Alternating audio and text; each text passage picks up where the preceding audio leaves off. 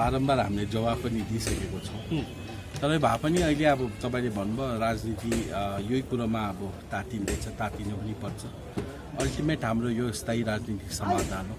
हेर्नुहोस्, अब हामी दिल्लीमा गयौँ, जब हाम्रो चर्चा परिचर्चा भयो, पहिला त केवल गोर्खा जनमुक्ति मोर्चा खेमा 1 विमलजी अनि अहिले खेमा 2हरूको पनि थिए। 10 वर्ष उहाँले बिजेपीसँग के नेगोसिएट गरेको थिए, कस्तो नेगोसिएट गरेको थिए, उनीहरूको घोषणापत्रमा आएको पनि हो यो कि BJP will sympathetically analyse and appropriately consider the long pending issues of the Gorkhas, the Adivasis and what ever.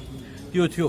Jaswant सिंहले जित्नु सकेन 5 साल, उनीहरूले काम गर्नु सकेन। बादमा फेरि आयो यो, त्यति बेला आलुवालिया जित्यो, बिजेपी सरकार थियो, तर नयाँ सरकार थियो। उनीहरूको प्रायोरिटी अरू भयो, देशलाई कसरी खडा गर्ने, इकोनोमिक फ्रन्टमा कसरी अगाडि बढाउने। त्यति बेला बिजेपीको भाइटल इस्युजहरू राम मन्दिरको इस्यु थियो, या आर्टिकल 370 को इस्यु थियो, ट्रिपल तलाकको इस्यु थियो, अन्य भाइटल इस्युजहरू आउनु सकेन। त्यति बेला अब मोनिटाइज आर्थिक फ्रन्टमा लड्यो, एउटा कसरी देशलाई स्टेबल बनाउनु पर्दा।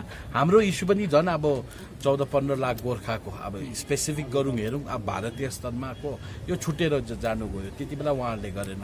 तर अब योपालि त अब समय पनि पायो र त्यति बेला इलेक्सन म्यानिफेस्टो थियो भने योपालि उनीहरूको पत्रको नामै घोषणा, अब म्यानिफेस्टो भने त एउटा कम्युनिस्ट टर्म हो, तर यो चाहिँ बिजेपीको घोषणा पत्र चाहिँ के छ भने सङ्कल्प पत्र। यति मिनिमम सङ्कल्प चाहिँ म लिन्छु भनेर उहाँले गरेको छ। र त्यो सङ्कल्पमा हाम्रो एउटा सङ्कल्प पनि छ है, अरू पार्टीको छैन। Political resolution of the Gorkhas भन्नेमा 34 नम्बर पेजमा बिफोर राम मन्दिर इस्यु, राम मन्दिरलाई कल्चरल हेरिटेज भनेर 49 तिर हालेको छ, तर हाम्रो 34 पेजमा 20 र 21 कलममा political resolution of the Gorkhas नागाको विषयमा थिएन, लद्दाखीको विषयमा थिएन, मिजोको विषयमा थिएन, बोडोको विषयमा, कसैको विषयमा नहुँदा पनि गोर्खाको थियो। र त्यहाँ क्याटेगोरिकली लेखेको छ कि 11 जात गोष्ठीलाई मान्यता दिने। त्यो एउटा हेर्नुहोस्, यो यसको लागि त ट्राइपार्टाइट डायलग पञ्चायत मिटिङ, त्यो पोलिटिकल विल छ भने एउटा बिल जुनै पनि सत्रमा एउटा बिल इन्ट्रोड्युस गरेर पोलिटिकल विलमा त्यो गर्नु सकिन्छ। तर मेन आयो पोलिटिकल सल्युसनको कुरा, स्थायी राजनीतिक समाधानको कुरा। अब त्यो त्यहाँ लेखेको छ वी भनेको BJP, we are committed in fulfilling, है, we are committed in fulfilling the long aspiration. यो कुराले आएको छ हाम्रो लङ पेन्डिङ डिमान्ड, हाम्रो त्यही हो नि त। अन्त वी भनेको चाहिँ बिजेपी हो। आज कसैले पनि अब बिजेपीलाई अब हामीले यो जान्नु त उयो चाहियो नि त, एउटा मिटिङ चाहियो नि त, डायलग चाहियो नि त। हेर्नुहोस्, ट्राइपार्टेड हुँदैन, हामीलाई थाहै छ। ट्राइपार्टेड हुँदा कि त बङ्गाल मान्दैन, कि त बङ्गालको इसारामा चल्ने GTA2 का साथीहरू मान्दैन। यसै कारण हामीले भनेको छौँ, मैले पनि भनेको थिएँ दसैँ अगाडि भएन भने म रिजाइन पनि गर्छु भनेर मैले होस हवासमा भनेको थिएँ। अहिले पनि त्यो बातमा कायम छु। डायलग त ओपन हुनु पर्यो नि। भट्याउने हामी हो, देउसीमा भट्याउने हामी हो, तर दक्षिणा कति दिन्छ हामीलाई त थाहा हुँदैन। हामी त भन्छौँ त्यो पिङ्क कलरको नोटै सबैभन्दा हायेस्ट डिनोमिनेसनै दियो। पर्मानेन्ट पोलिटिकल सल्युसन पनि highest form of political autonomy गोर्खाल्यान्डै हुनुपर्छ, सेपरेसन फ्रम बेङ्गल। यही चाहन्छौँ त हामी। उसो भए यो तपाईँको भन्नुभयो, जो तपाईँले भन्नुभयो स्थायी राजनीतिले गधरी उच्चारण गरेको छैन भन्नेमा अब डाइरेक्टली त गरेको छैन, यस त्यो हामी एक्सेप्ट गर्छौँ गोर्खाल्यान्ड भनेर। तर बिजेपी भन्दामा पनि तपाईँहरूले हिस्टोरिकल आर्काइभ्स पार्लिमेन्ट्री डिस्कसनमा हेर्नुभयो भने सबभन्दा ज्यादा गोर्खाल्यान्ड उच्चारण गर्ने बिजेपीकाहरू नै छन्। एमपिजहरू हेरौँ, जसवन्त सिंहले पनि गोर्खाल्यान्ड बोलेको, आलुवालियाले पनि बोलेको, राजु विष्टले पनि बोल्दैछ। सँगसँगै आज हेर्नु सुषमा स्वराजको एउटा ऐतिहासिक भाषण सुन्नुहोस्, गोर्खाल्यान्ड डिमान्ड दिन्छौँ नदिँदैनौँ अर्कै डिबेट हो, तर यो डिमान्ड चाहिँ एकदमै कन्स्टिट्युसनल हो, राष्ट्रवादी हो, राष्ट्रको हितमा हो, सेसेसनिस्ट होइन, विच्छिन्नतावादी होइन। उसले नै भनेको छ सबभन्दा ज्यादा आज बिजेपीले नै गोर्खाल्यान्ड भनेको छ। र हेरौँ अब समयकाल परिस्थितिमा राजनीति हुन्छ, बङ्गालको चुनाव पनि छ।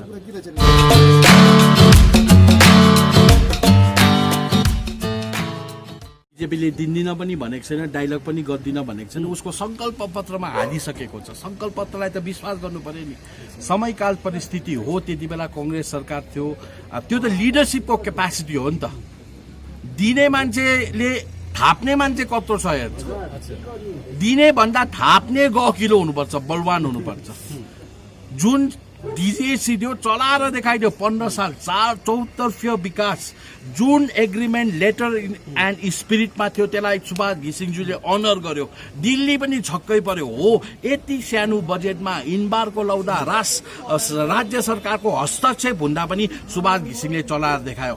डिजिएसी अकर्ड कुनै दिन सुभाष घिसिङले जलाएन। आज यत्रो 2007 देखि साथीभाइले आन्दोलन गर्यो, 12 सालमा 11 सालमा एग्रिमेन्ट भयो, चलाउनु नसकेर आफै चलाउनु पर्यो। अन्त त्यो मेसेज रङ गयो नि त। अच्छा भाइ, त्यो बीजेपीले आफ्नो संकल्प पत्र पूरा गर्छ। सुन्नुहोस् न, त्यो उनीहरूको संकल्प पत्रमा मिजो र नागाको लागि हेर्नुहोस्, समयकाल परिस्थिति जुन राज्यमा उनीहरूको छ त्यहाँ बिजेपीको गभर्मेन्ट, आसाममा बिजेपीको गभर्मेन्ट छ, बुझ्नु भएन। लद्दाखमा पनि एउटा प्रेसिडेन्सियल रुल लगाएको थियो कश्मीरको लद्दाखको इस्यु सल्भ गर्दा। त्यही प्रकारले पनि हामी पर्खिनुपर्छ नि त। डाडु पुन्यु सबैले प्रशासन तल ममता दिदीको हातमा छ, जो चाहिँ गोर्खाल्यान्डको दुश्मन नम्बर 1 हो। उस अब संघीय ढाँचा हो, कन्स्टिट्युसनमा यो संघीय ढाँचामा कतिवटा चिज मन परेको जस्तो गरेर हुँदैन। हामीले यहाँ बसेर जुन प्रकारले हेर्दैछौँ त्यो राजनीतिमा हुँदैन।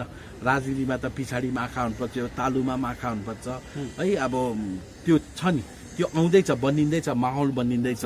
कलकत्तामा पनि परिवर्तन हुँदैछ। सबभन्दा दार्जिलिङमा परिवर्तन हुनुको लागि, यहाँ पर्मनेन्ट पोलिटिकल सल्युसन हुनुको लागि चाहिँ कलकत्तामा पनि पर्मनेन्टली कतिवटा पार्टी चेन्ज हुनुपर्छ। दुर्गा माता जस्तो उहाँलाई पनि त्यो कतिवटा कुतत्वहरूलाई हामीले सेलाइदिएको हुनुपर्छ। तपाईँको भन्नुको मतलब चाहिँ बङ्गालमा बीजेपी सरकार आएपछि मात्रै गोर्खाको सपना पुरा हुने?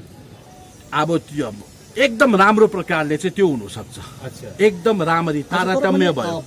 जति पनि राज्यहरू बन्यो गोर्खाल्यान्डको विरोध गरिरहेछ। हेर्नुहोस्, बिजेपीको दिलीप घोषको अध्यक्ष चाहिँ बीजेपीको अध्यक्ष हो। बीजेपीमा चाहिँ एउटा पार्टीको हायरार्की सिस्टम हुन्छ। यो चाहिँ करिज्मेटिक लिडरसिपमा, वान पार्टी लिडरसिपमा होइन।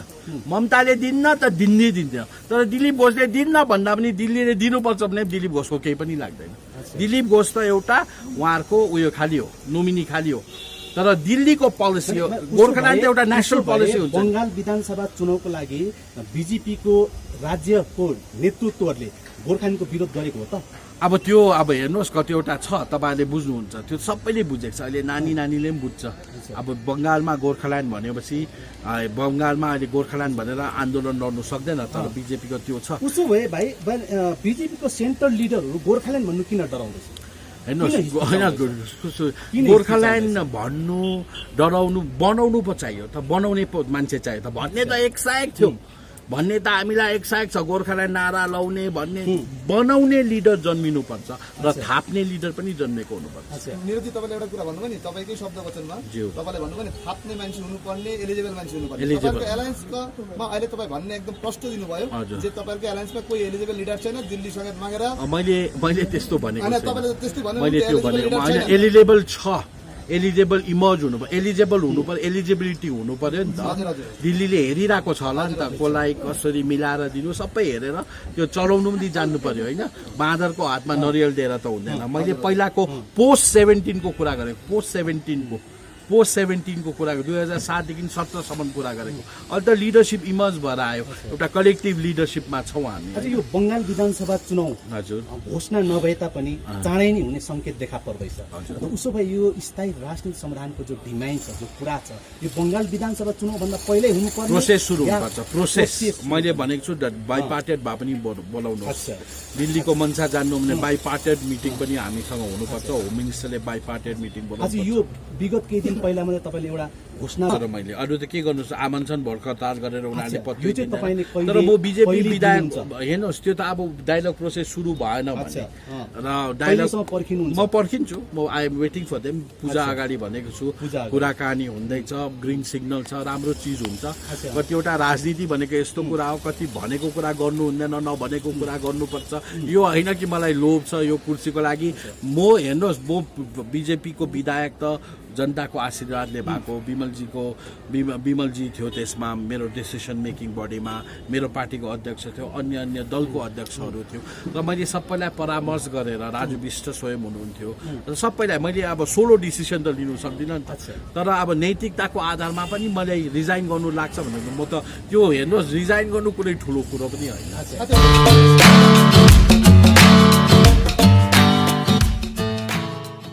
Conceal mathematics is a number game हामी नम्बरमै मार खाएको छौँ त्यो सबैलाई थाहा छ तर भए पनि इम्पोसिबल केही पनि छैन इम्पोसिबल केही पनि छैन 2019 को बाई इलेक्सनमा तपाईँ बीजेपीको उम्मेदवार भएर चुनावी मैदानमा उत्रिनु भएको थियो र आजको डेटमा तपाईँ बीजेपीको एमएलए हुनुहुन्छ र 2021 मा जो बंगाल विधानसभा हुनु जाँदैछ त्यसमा पहाडको यो तीनवटा सिटमा के बीजेपीले नै आफ्नो क्यान्डिडेट दिने या तपाईहरुले आफ्नो गठबन्धन त्यो त गठबन्धनको निर्णय हुन्छ गठबन्धन बस्छ त्यति बेला त हटाट हुनु परेको थियो हटाट एमए त्यस्तो थिएन पनि चुनावको माहौल पनि थिएन तर एमपी को थियो र मैले तपाईलाई हो त्यति बेला कसको हुन्छ हेर्नुहोस् त्यति बेला हठातमा भएको हो त्यति बेला सल्लाह उयो गर्ने समय हामीले पाएको थिएनौं त्यति बेला जुन बीजेपीलाई लाग्यो जुन अरु अन्य दललाई लाग्यो कि यो मान्छेले चाहिँ विनय तामाङलाई पश्चिम बंगाल सरकारलाई पेल्नु सक्छ अब त्यति बेला उनीहरूले लाग्यो र यसलाई प्रोजेक्ट गर्नुपर्छ भनेर मलाई उनीहरूले प्रोजेक्ट गरेको थियो